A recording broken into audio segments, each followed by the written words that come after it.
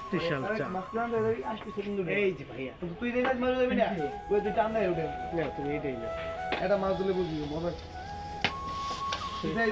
ছোট বড় সব টাকা এটাই রাখে ছোট বেরো না কেন ছোট বেরো না কিছু নেই সুমুক দানাটা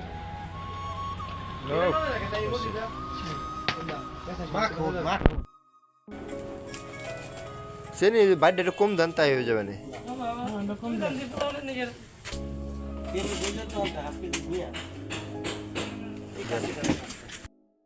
হাই গাইজ, দেখতে পারতেছেন সেই স্পেশাল হাফিজুল ভাইয়ের চা। হাফিজুল ভাই দূর দূরান্ত থেকে অসীম ভাই চলে আসছে চা খেতে। তো আসলে অসীম ভাই এই হাফিজুল ভাইয়ের চার জন্য ভক্ত।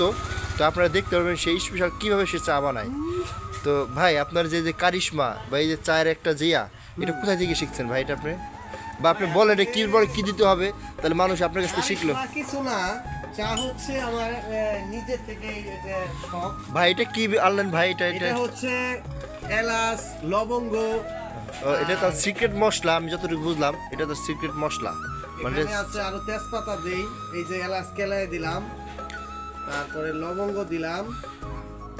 মোটামুটি এইভাবে খেলে, এখন ঠান্ডার সিজন তো বেশিরভাগ ওখানে গরম।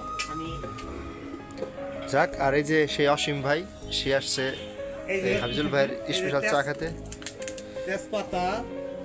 তেজপাতা দিলাম। এখন হচ্ছে বাইরে বাড়ি থেকে ফোন এসে কেটে দেবো। হালকা চিনি কাটো।